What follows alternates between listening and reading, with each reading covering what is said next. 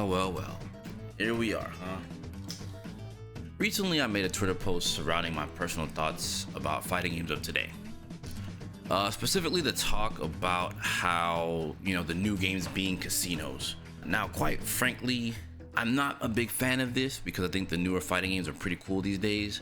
Obviously, the design philosophy tends to be a little bit different, and that changes a lot. But what I think this is essentially just frustration talking from many players, be it high level, casual, you name it. That frustration sets in. You know what I mean? And I can understand that. Trust me, I definitely understand that, right? I've had to deal with this kind of frustration across several games in my competitive journey, including Guilty Gear, King of Fighters, which are the two games I really love the most in terms of fighting games. So, I'm definitely more than well aware of this, right? Here's something I want to share with you guys watching this, because I'm sure that one, a lot of you are new to the fighting game sphere, and two, I want to set the stage before getting to the nitty gritty. I've been playing fighting games for a very long time now, and the one thing that remains consistent is that each game's generations of previous players get little miffed or have a lot of concerns, or just simply put, they're just not always happy with the newest version of their games, right? It's a cycle that's been around since literally forever. Street Fighter 2 heads didn't like Alpha heads didn't like Street Fighter 3, Street Fighter 3 heads didn't like Street Fighter 4, and you pretty much get the picture, right? It makes sense. But before I get into this, feel free to use the timestamps that I provided here for you guys to skip around, because this part I'm going to get into is going to be a little bit long and it's a little personal, okay? Otherwise, let's get right to it. So, with this backdrop, you can see this is very commonplace even in today's environments with fighting games. All the previous players of all the previous games have some varying levels of concern for the newer titles. Now, is this bad? Absolutely not. In fact, it's actually okay, because cause for concern will always be a thing, right? As it's good to raise awareness to the developers on things that can hinder the end user experience, or essentially just how we play the game, right? No matter what level of play. Now, let me give you a quick little backstory about what happened back in the day with fighting games. Back then, we didn't really have the luxury of giving any kind of feedback to the developers, basically anywhere outside of Japan. So if you lived in the States or anywhere else, you don't really have a way to give feedback, right? What they did back in the day was Japan used to hold these things called loc tests or location tests, where players would basically test the games, give their feedback to developers, and so forth, right? The devs would obviously take the feedback and kind of filter the feedback into what aligned with the game's design philosophy for whatever it was on release, and essentially that was the game. Knowing all this, right, where my trepidation with all this comes from, as I mentioned, is how the games are handled by the previous players. What I mentioned still happens about complaining, but there's an extra piece of the puzzle now, right? This piece of the puzzle has become essentially the new norm, and it has remained consistent in recent times. That thing I'm talking about is when a strong player loses, they get Twitter fingers and complain about their issues, and in some extreme cases, just outright bash the game. To be honest with you, complaining is normal, and frankly, it's actually okay, right? We are emotional creatures as human beings, and we tend to show emotion in more ways than one, especially when we just, something happens to us, we don't really feel good about it. Obviously, we're gonna express how we feel, and sometimes what we say might not be exactly what we mean, or maybe what we're trying to convey isn't being conveyed properly, right? We'll just say something out of anger, even though that's not what we actually meant, essentially what I'm getting at, right? The hope here is with that kind of logic, or that type of notion, is that the developers can change said issues, and basically with those issues getting changed, the higher level players will probably feel a little bit better, knowing that developers are actually hearing them, so that strong or broken thing won't be a problem anymore, right? And they'll be able to play and compete happily ever after, right? Except, who is this actually benefiting, right?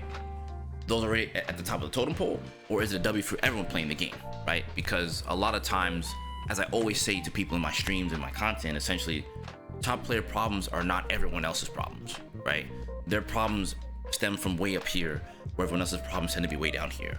But some of the issues are people tend to think their problems are up here with the other top players because they, some people think that the skill barrier isn't really there when that still is a thing. But on top of this, right, those problematic characters or situations, what about the people who play those characters? Are they not supposed to enjoy their characters too? So it's kind of, you see what I'm saying? It gets really tricky, right? And I said this in other videos as well.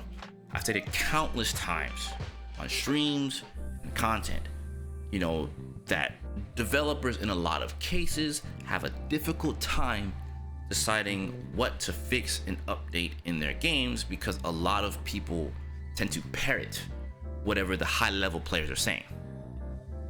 Here's where we cut to the Arxis clip. そんないろんなフィードバックがある中で、アークシスマックスの中で、どうやってその意見を取りまとめて、どんなアップデートをやっていくのかっていうのは日々、開発の中でも毎日のように議論されているというような感じでございます。しかし、最近は、インターネット、ストリーム、SNS これらの発展によって実際にプレイするそうですね、そんなにこのゲームをやっていないプレイヤーであったりまだまだそんなに高いスキルセットではないプレイヤーたちも、プロゲーマーであったり名前の売れてるストリーマーの、リアクションを見て同じような感想を持つという傾向が今の時代は見られていると思います。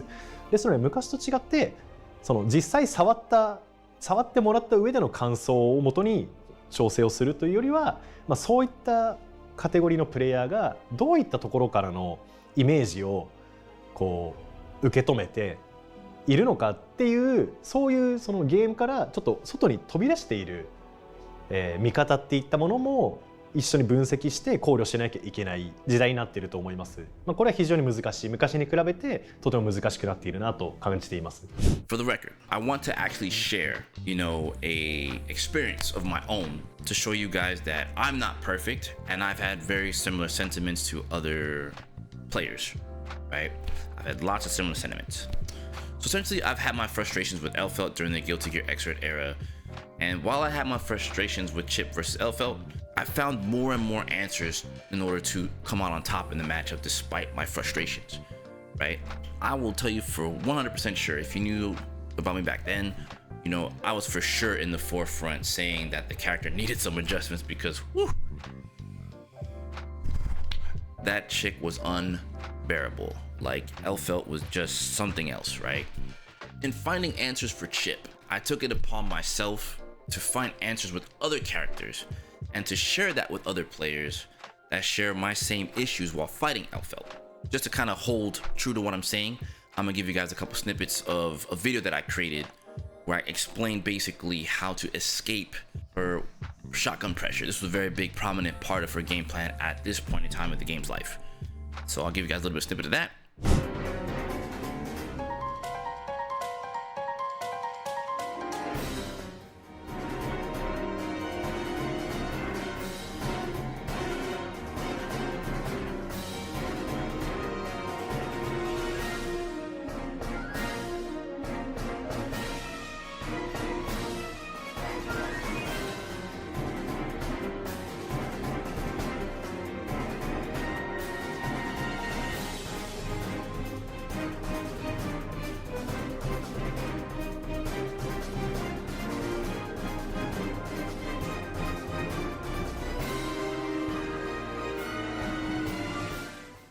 So yeah, as you can see, I'm not perfect.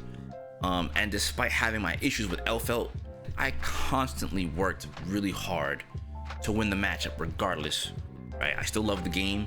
I didn't let it deter me from playing. I love Guilty Gear. And so I just kept working at it no matter what because I felt like I could overcome it. That's a cheap Kensou putting himself in the corner. Hotashi doing a terrible burst there. Yep. Oh, catches the Gamma Blade though. Forces a burst. Yep, doesn't bait it. But Ooh, slow out range. Ooh, this is bad. Oh, He gets hit again. That's gonna be it. 2-0. Kensou took that. Xrd, Texas showing that they are here to play. Yep. 10 Rollers is going to go to losers bracket. They're probably going to face the Rainbow and Dark, correct? And with that, we're gonna take a quick look at Tekken 8 Pro, one of my GOATs, one of my favorite fighting game players of all time, especially in the Tekken world, Knee, who initially expressed some frustrations with Tekken 8 in the beginning. So we're gonna take a look at his tweet after playing a little bit longer and spending a little bit more time with the game. I didn't expect my opinion to be such a big topic. It's been 3 months since Tekken 8 was released, and honestly, you guys all know there's a lot of, I think he's trying to say there's a lot of depth in, he's still learning like what's deep in Tekken 8 essentially, right? I think Tekken 8 is made to learn quickly. This means something different from knowing to beat your opponent.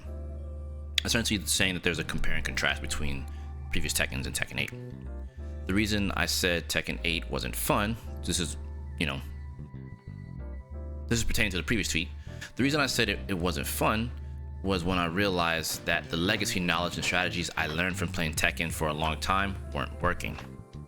Because there's only reward in attacking and no reward in defense. If you block, you've lost health, specifically in heat. If this is the new era of Tekken, I probably haven't adapted. This may be the trend of gaming these days, or maybe I'm just old. You know, basically there's people out there that's gonna like it, some people won't like it, right? I think it's very hard to make a game that satisfies everyone. Once again, you can't please everybody, right? I'm not going to ask Bandai Namco to change the game too good for pro level players, right? He doesn't want them to change the game to suit the pro players. Tekken 8 can be a very good game with a little modification or balance, if you will. It may be negative if you look at it as a legacy player, but if I think I should try and adapt to the new meta, maybe I'll enjoy Tekken 8. I will try hard because I really like Tekken. Sorry for the negative opinion as it's just been released. So as you can see, even though Knee had his frustrations, he's still working towards being, a greater player. Now, some would probably see it as, oh, Knee's coping or whatever, but the reality is he's a high level player. He's a champion. He's gonna do what's necessary to win. And that means getting more in tune with the game, getting more acclimated with the game, and getting more comfortable in playing the game at a high level, which means adaptation has to happen. Now, I wanna add to this and state that Knee is the only person overseas that shares the same sentiments. In fact, some of the other players had their trepidations early on with the game. However, instead of complaining, they're actually doing what's necessary to actually win. And they're working together to get better at the game. So what I have here is actually a tweet from Rangchu himself and a lot of the high-level Tekken players that are playing the game right now for Tekken 8, and they're practicing together. Let's play Who's Who. Let's see if you spot some of the players that are high-level. I'll play along with you. Let's see who we find.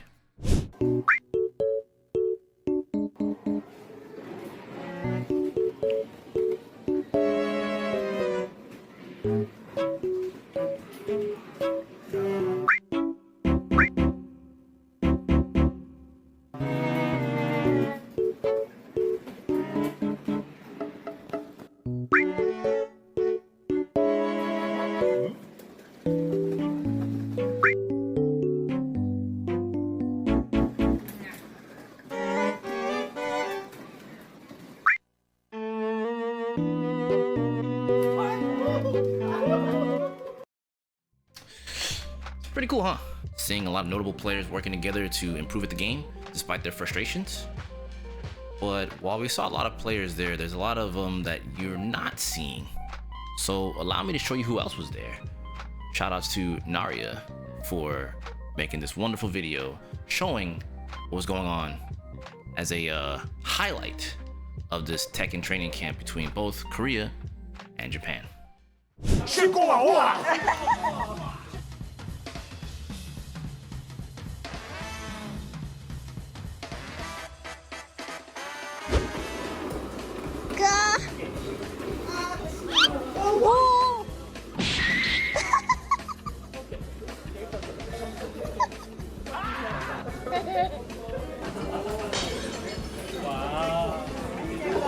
드라 개사기네. 드라 너프 해야겠다. 어?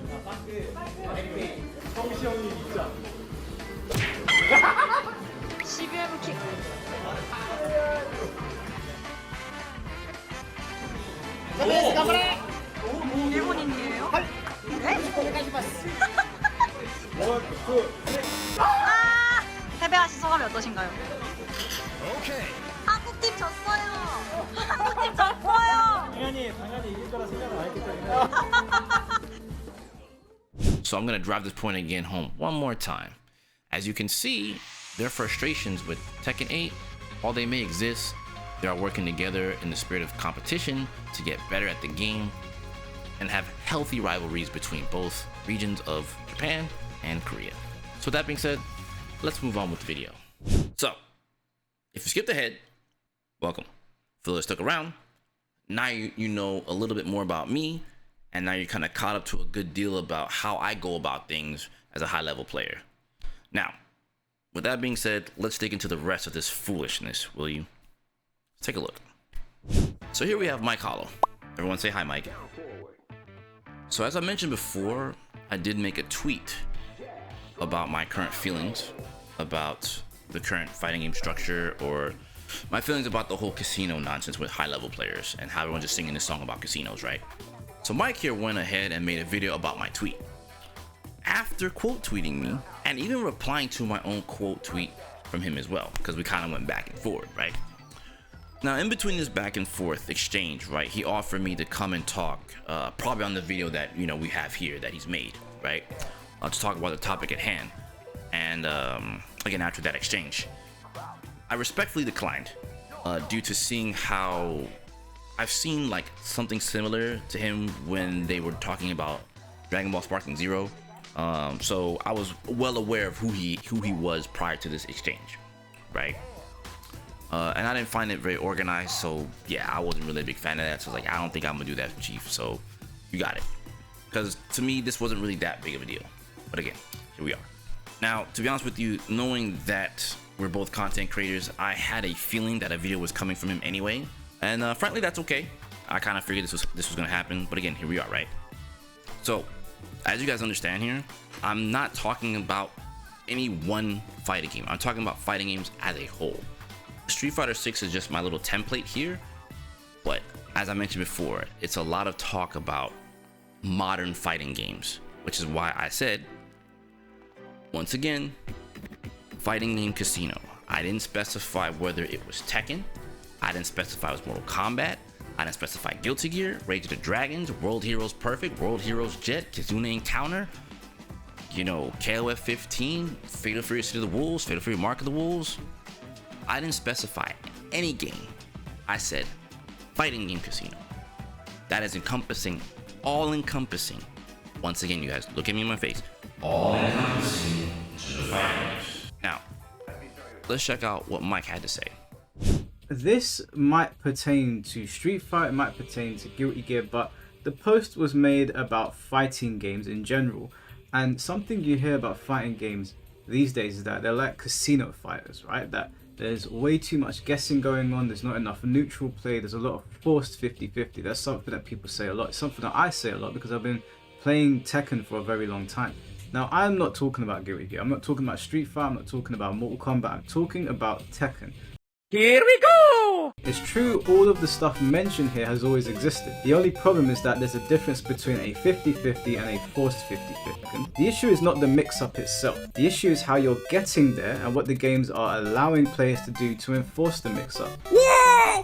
Older games would give you a plethora of options and ways to open up an opponent whilst allowing the defender the ability to come up with a game plan to react accordingly. In newer games like Tekken 8, you're forced to stand still and in most cases take the mix-up or eat insane amounts of chip damage. The games have been intentionally designed to make newer players feel stronger and limit defensive play, which is where stronger players have historically dominated. So I'm just relating this to Tekken now. Why are you the way that you are? Honestly, I hate so much about the things that you choose to be. Now, that part is not really up for debate. That is what Harada said they were doing. They said it is on video. Moonsault Slayer covered this, I covered this, other YouTubers covered it. They said that the idea was to bring the gap like this, and by doing that, what they did was they increased aggression and lowered defensive mechanics. Defensive mechanics is usually where high-level players shine. I got a question there. And you probably gonna look at me like, what the hell? But listen, do you think Tekken 8 is gonna have sidestep? Yeah, of course.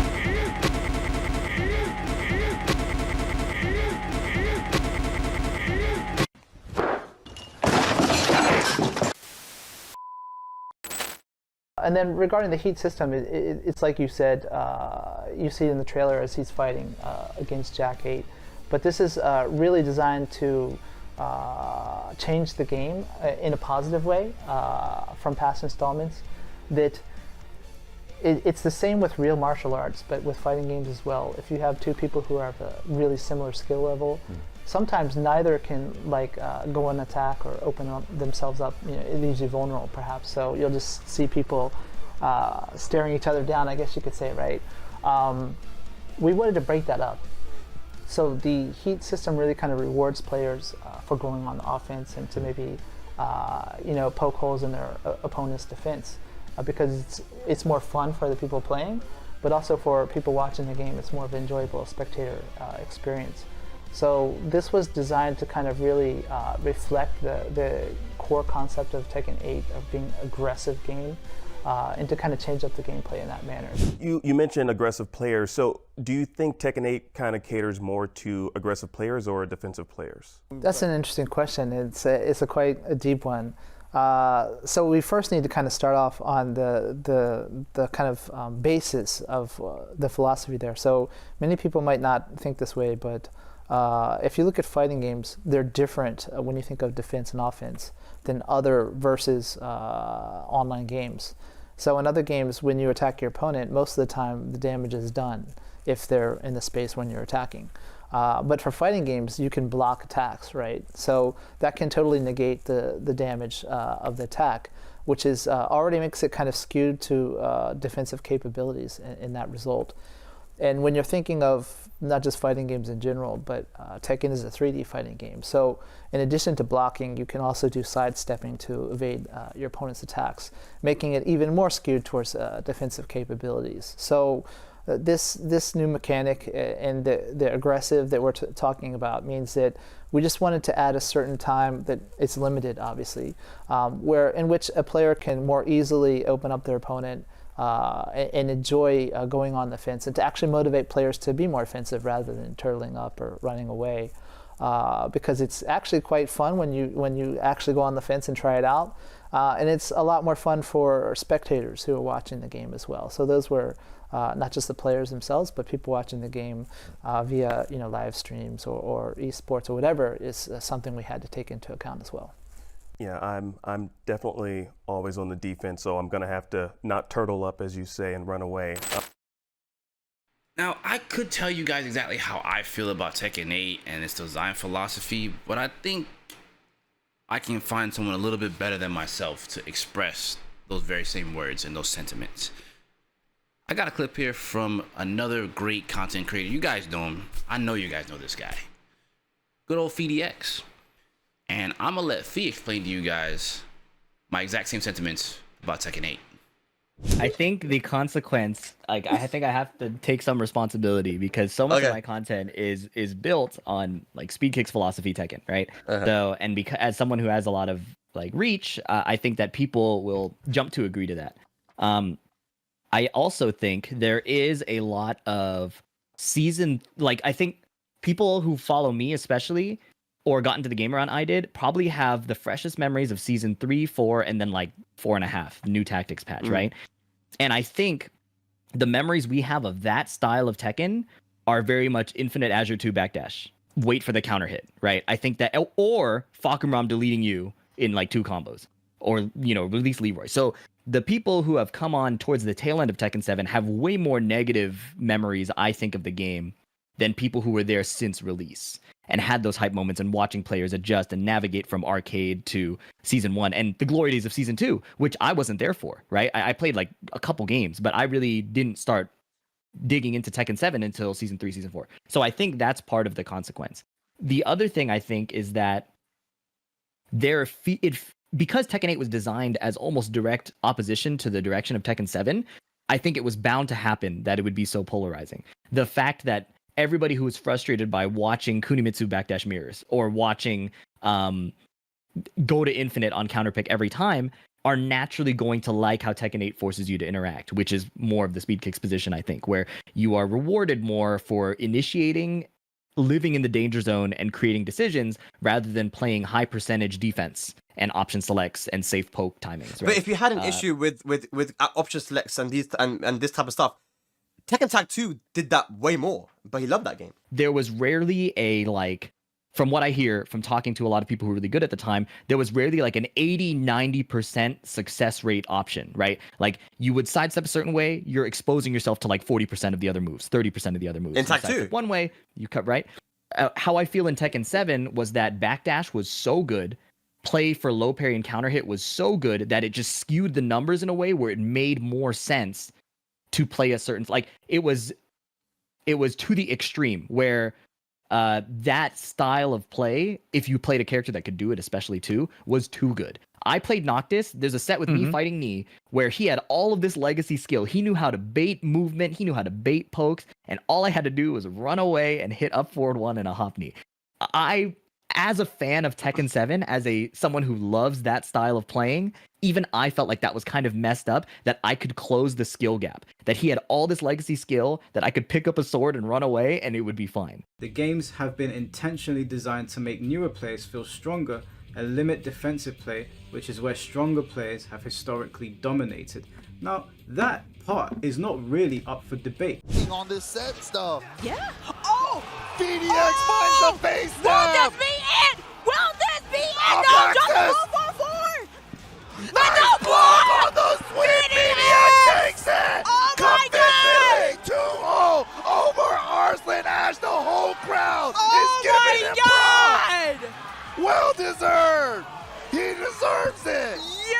That was convincing. Wow. All the training, all the note-taking, all the online tournaments, all the offline tournaments, everything paid off for him. Let's go. Woo! VDX, VDX, VDX, VDX! Everyone, we got some big news for y'all. Yeah, we've been cooking up something really cool. We've partnered up with Chipotle, one of the founding partners here at DSG, to get into the fighting game scene, namely Tekken 8. Now the question is, who's the player we're signing? The player that we're signing with Chipotle is...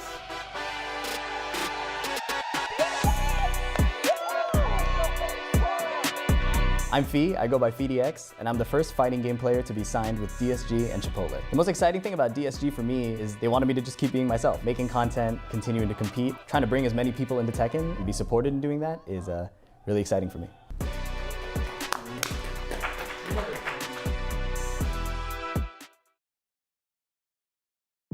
All right, so now that we've kind of sort of gotten through all of this part right here, don't worry, we still got a little bit more to go. Sit tight.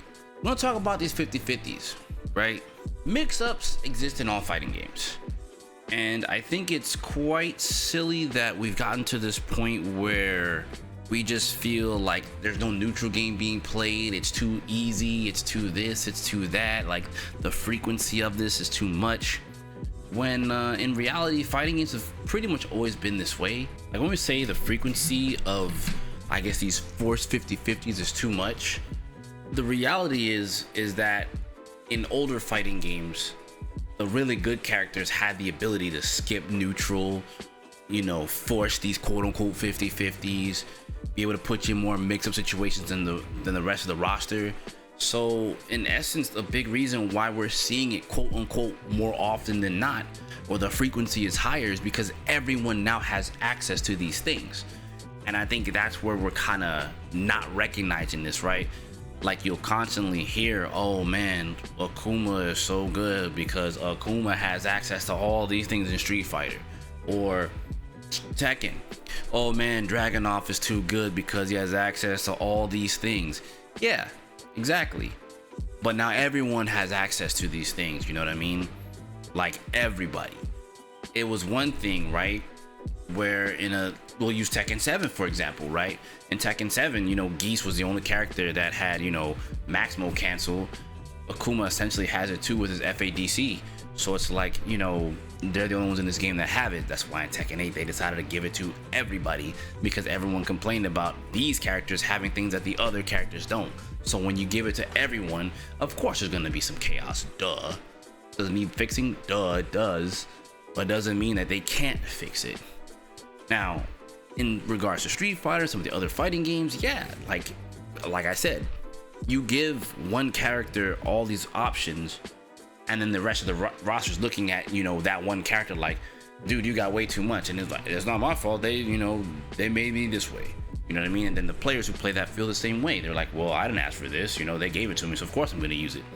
So when everyone has access to said mix-ups or said ability to kind of get the party started, if you will, yeah, you could say it is going to happen a lot more often than not. So I don't think that's necessarily a bad thing, because once again, I think it's very important that every person playing the game has the ability to play their character to whatever capacity. Obviously, there's always going to be good and bad characters on a tier list based on whatever the quote-unquote meta is for said game. But as long as every character still has access to these options and they're not left behind like the other stronger characters that are above them, then it won't feel as bad to play the character. Now, it's not to say that, once again, there aren't bad characters and there won't be players who feel kind of slighted when they want their character to do a little bit more.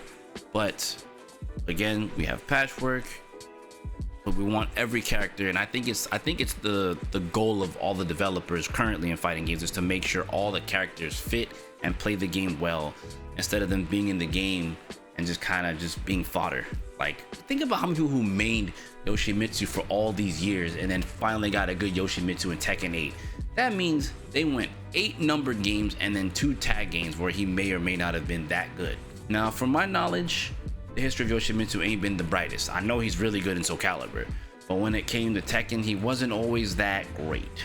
Did he have good things? Yes. So before you guys go into my comments and tell me, oh man, Yoshimitsu had, I get it. I understand he might have had some good things, but there are other characters in Tekken who are always above him and will forever be above him at that point in time.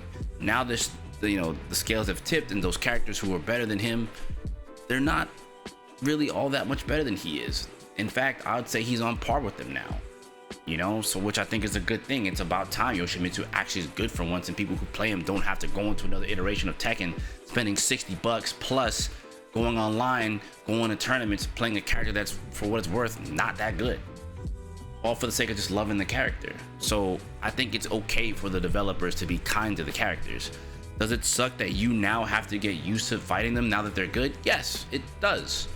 But it doesn't mean that you can't get past it, which is a big part of this video. If you haven't caught that notion just yet, if you haven't got the message yet, this is part of it. Let's talk about 50-50s, or what's a mix-up in fighting games, right? And we're gonna go according to the fighting game glossary. So instead of me explaining a whole bunch of stuff to you guys, I've compiled a bunch of different clips from a bunch of different games that I actually played at a high level at one point in my fighting game career. And I'm going to show you guys some things that are pretty jacked up, and or essentially the very same 50-50s in which that we're talking about here. One round apiece. John going straight for the jump in. There's the uppercut. No uppercut, rather. There's the uppercut. Dizzy.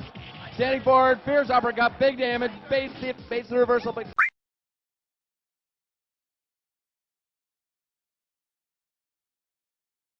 can't capitalize. Uh-oh. Uh-oh. Oh, John manages to block that one. Big uppercut. Doesn't connect. Oh, it's right back to it. What? Oh! Tokido. Dirty.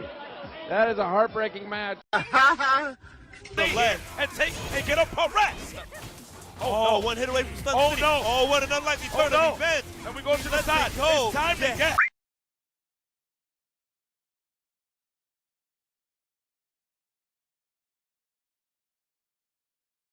Hate to see that type of thing happen.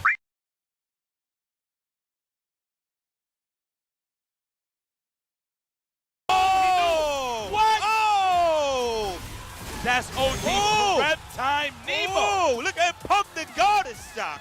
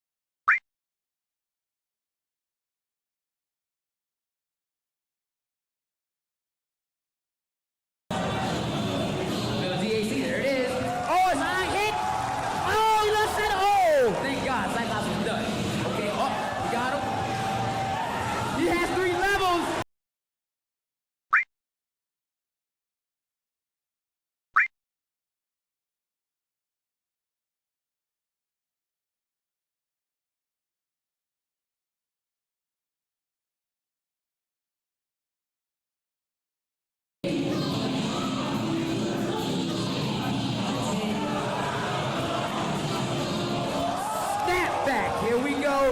Ra, ra, ra.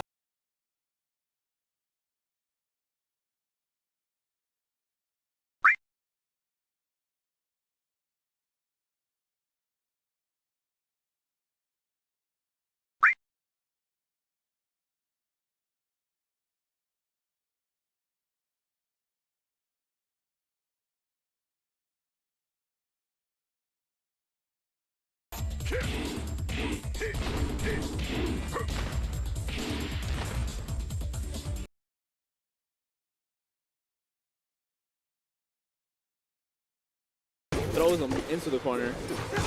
Forget.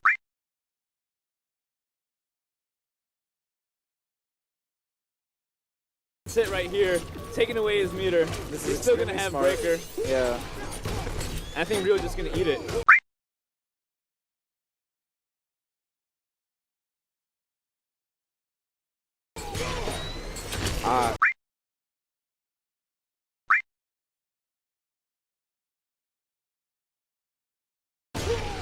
Will he break here? Just No. look at that He's damage. just- Rio just. Okay, here we go. Already at it. Ooh, the drop. Oh boy. Oh, that's. Oh, you know it's gonna get punished. Yeah. That's bad.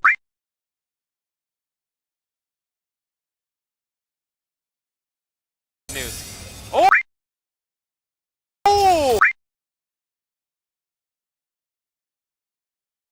Crazy Oh, that was so sick. That second hit's an overhead. The low hat is a low. Very, very nice. That's right. You can delay it, as you saw. Will he break when he gets the bar?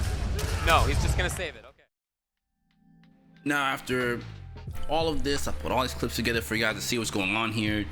You know, I let the clips just speak for themselves. You know, I'm just wanting you guys to see that, like, no matter how you slice the pie, these things are always going to exist in fighting games. The reality is, at the end of the day, we have to learn how to adapt to this current style of fighting games. Each generation of fighting games tends to change every single time that they drop a new game in a new generation. So we have to be better at problem solving and understanding what the root problem is. This isn't to say by any means of the stretch right here, like, look at me. This isn't meaning to say that fighting games in their current stages right now do not have problems. Instead, what it does imply is that while they may have problems, the games of the past have problems too. There's all this talk, you know, recently, even in Mike's thing, where it's like, oh, if this was the older games, you know, now we would have gotten patched out. I mean, it took Bandai Namco how long to patch freaking Dragunov, and he's still been hitting running 2 since Tekken 6, Tekken 5, whatever. You know, Dragunov's been doing roughly the same thing for the last said games. You know, running 2 has always been a thing for him, especially in your favorite game known as Tekken 7. He's just doing it in this game again. So when we go on and talk about how things need to get addressed and stuff of that nature, you can't always just, like, I feel like it's safe to say that because of the time frame that we're in, but to say that it's always going to happen within the immediate, that's not true. Will a character get nerfed? Yeah. How long is it going to take? You know, Bandai Namco did say, hey, we're not really going to change anything in the game. That's going to be it. No more patchwork. And now they recognize, hey, you know, we might really need to touch Dragunov. You know, we might really need to touch this character, that character. And it's like, you know, I don't know, it's just very interesting, like, seeing some of the things that's being said within this conversation. And it's just like, if only it worked as simple as just patch and fix and nerf and buff, like, within, like, set time frames. Now, I'm pretty sure Buddy doesn't really mean it that way, right? But, like, you know, I guess it just makes me laugh because it's just not as simple as that, you know? Of all the things I'm trying to point out within this video, I took a lot of time to make this video on purpose because I want you guys to see that, like, 1, I'm not perfect. 2, the top players aren't perfect. 3, we always go through this in every single generation of fighting games. I've seen this happen all the way across the board. The reality is, in other regions of the world, while they're complaining and they have their frustrations, they're working together to problem solve and make sure that they don't have those problems anymore. Instead, we spend so much more time on social media hitting these Twitter fingers and arguing about, like, these things. And don't get me wrong, yeah, sure, I got caught up in that too. I'm human once again, right? But I'm defending the fact that, like, no matter what the top players say, no matter what happens, no matter how this goes, we will still have to fight within the game and what they give us. No matter what we say, no matter what we do, this is always going to be the state of fighting games. We can give our feedback the best we can. It's always best to try to give constructive feedback. It's always good to make actual videos and try to address things.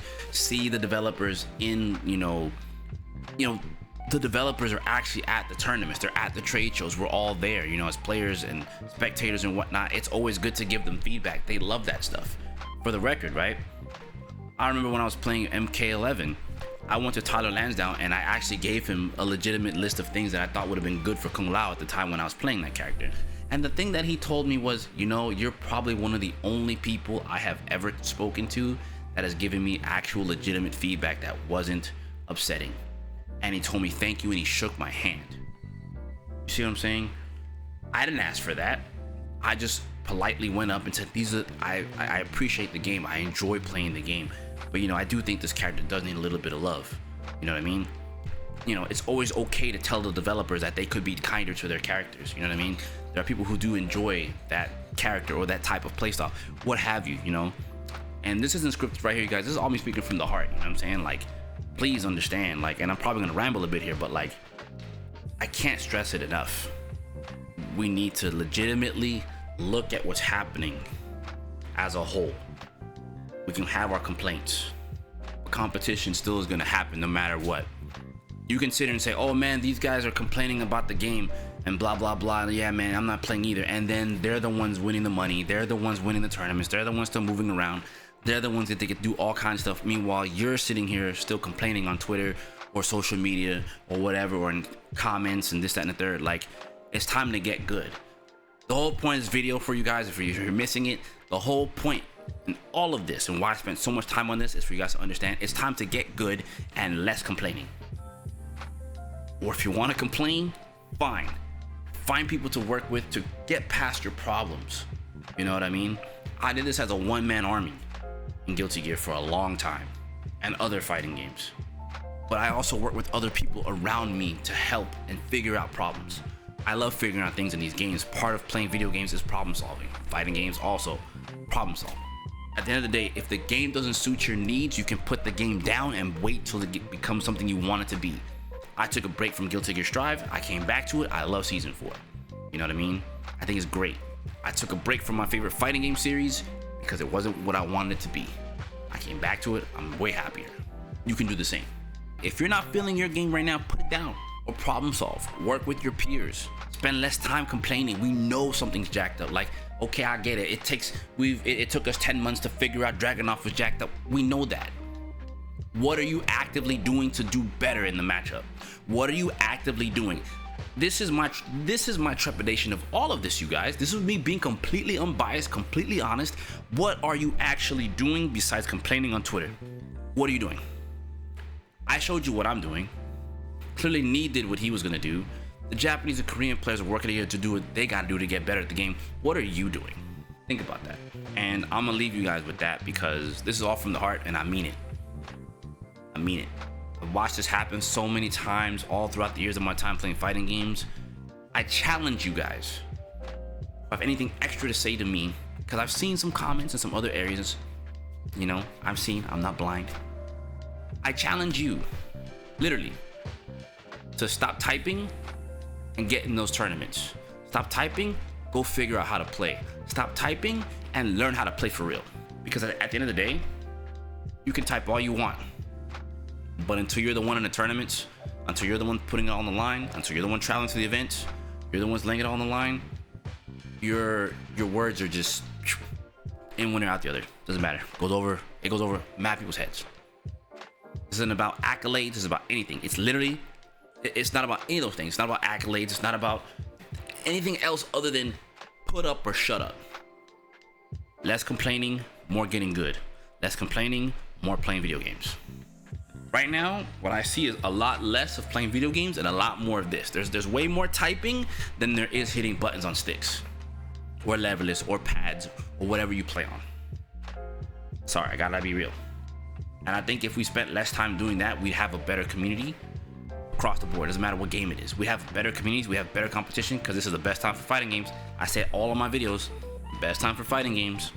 You have things like, I guess I want to end this, but it's so hard. It's like, dudes, we have replay takeover. We have it in every other game. The fact that it started even in Guilty Gear, that should tell you guys something. That was in Guilty Gear Plus R. How old is that game?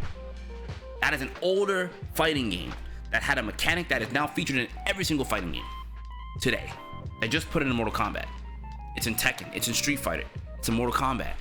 It's in freaking Under Night. Like, come on. We have replays. We can look at what's happening. We have coaching sessions over there on Metafy. You can go see what you're doing wrong. Get a high-level player's opinion. Go to some high-level player streams that actually do replay takeovers or replay reviews and stuff like that. Like, there are so many ways to get better. So many. The fact that people hate training mode, right? And you can just sit in replay theater and just see what you did wrong. Fix the combo you didn't close out with. See the situation that you got hit in. Find answers. Use your tools. The developers put them in the game. Use them. This is me speaking from the heart. I love fighting games. I love y'all. I still love this community. But we gotta work harder. Because at the end of the day, there's always gonna be another region that can take our spot. Specifically me coming from the US. You know, I love seeing the US players doing work. I love international competition, don't get me wrong, but where I live is the US. It's very clear I want the US to win. I don't disrespect competition no matter where they're from. You could be from France, you could be from the EU, you could be from Japan, you could be from Korea. I love seeing good competition, but obviously I live here and I want to see my region do well. They're doing what's necessary to get better. What are we doing? And with that being said, I'm gonna get up out of here, you guys. I'll catch you guys in the next video. You already know what it is. Peace and love. And play more fighting games. Work together. I'm out. Peace.